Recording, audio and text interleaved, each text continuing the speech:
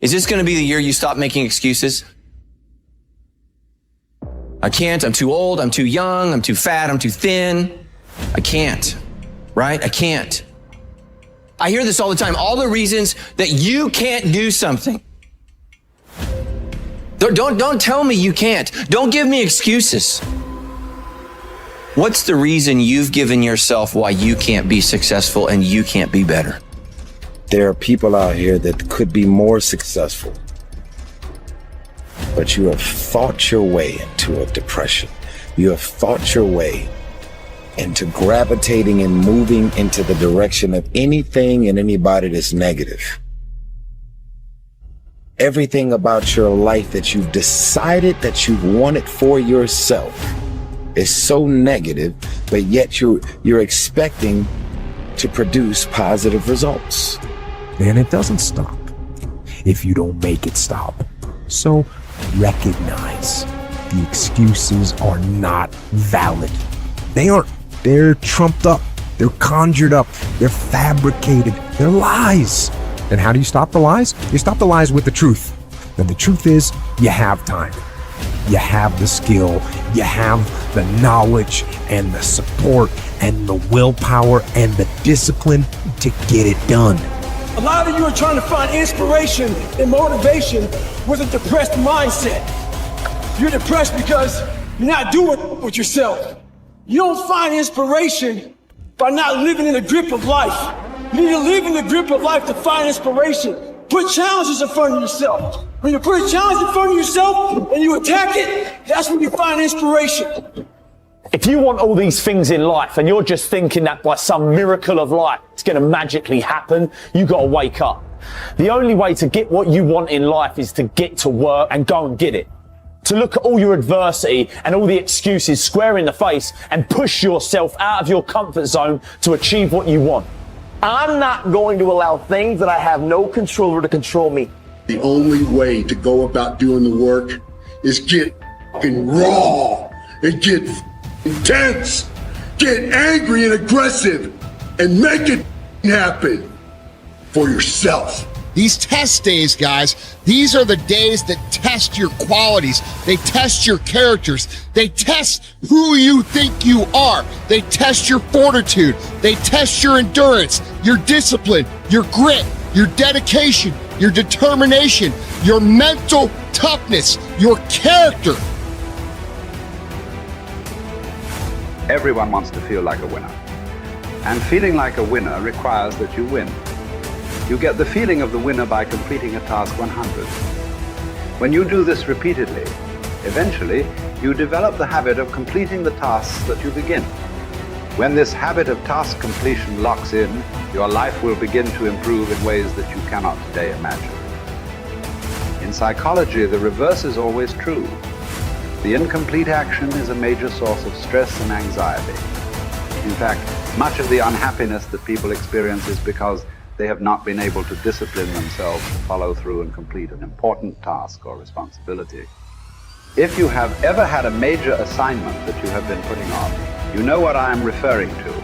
The longer you wait to get started on an assignment and the closer the deadline approaches, the greater stress you experience.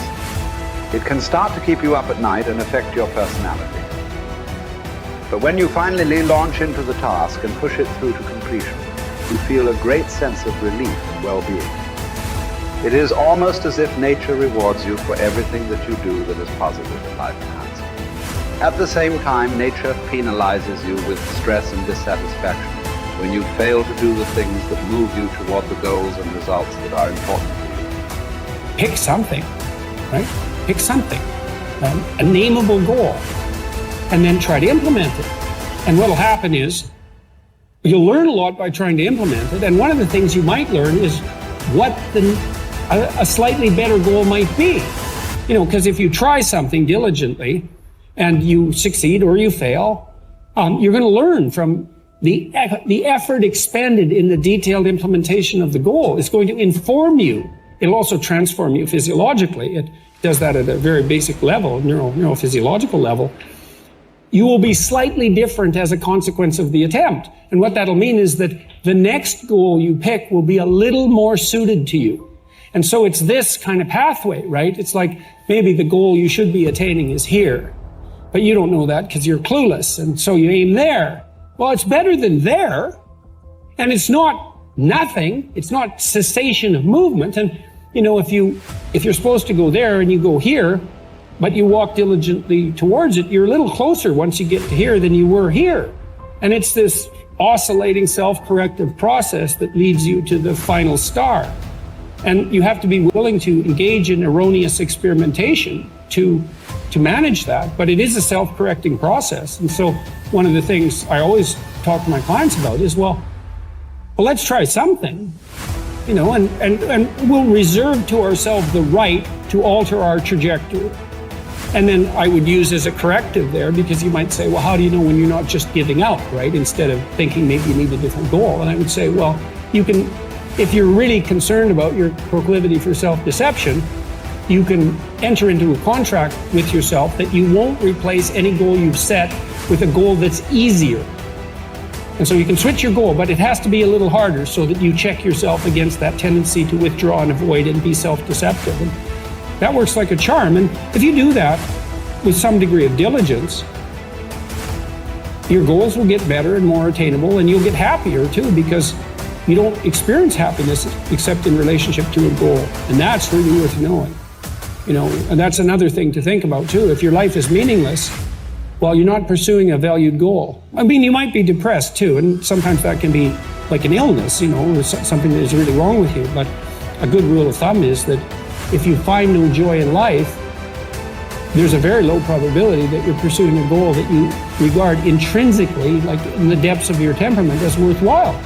And that's technically true, because we do in fact experience most of the positive emotion, let's say, that's associated with emotions like joy. We experience that in relationship to a goal.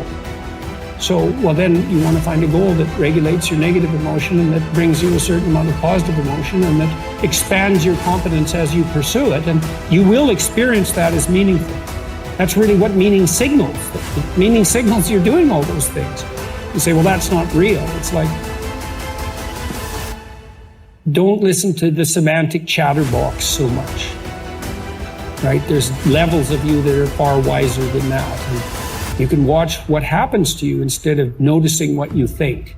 The way that you develop courage and confidence is with knowledge and skill. Most fear and doubt arises out of ignorance and feelings of inadequacy of some kind.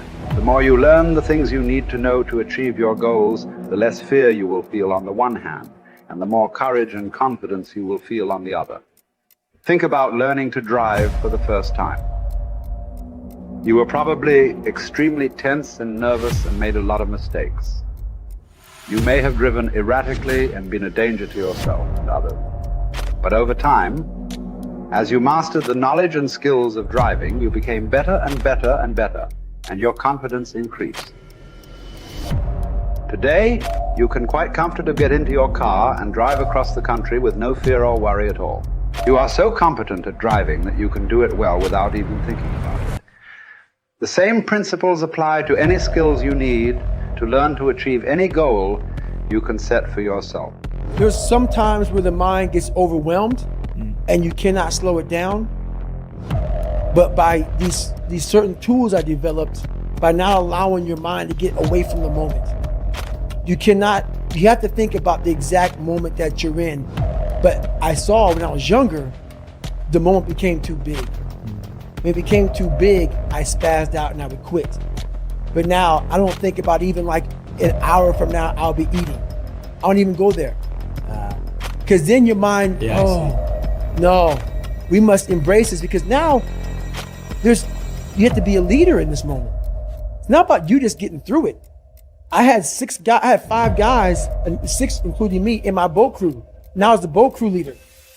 So now another trick is this. If you don't think about yourself, there's no pain. Which can also lead to pain later on in your life. But in these moments when you're struggling, if you are a true leader and you're worried about your men or women beside you, your mind doesn't care how cold you are anymore. Your mind's only worried about taking care of the men and women beside you. So I started realizing, man, if I take care of these cats to my left and my right in the worst moments, My mind is no longer thinking about, you're miserable, David Goggins. Get the hell out of here. You think about, how is John? How is Andy? How is Sam? How is Pete? Hey, how you guys doing? You're not thinking about me.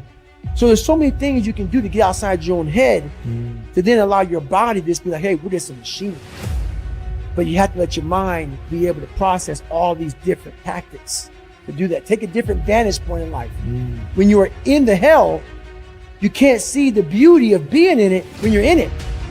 Get on top of that mountaintop in your mind. Get on top of that mountaintop and look down on what you're doing. You can see a whole different world, and that world is beautiful. But you gotta get a different vantage point in the suck. Don't be in it. Spiritually, get out of it. Get that soul.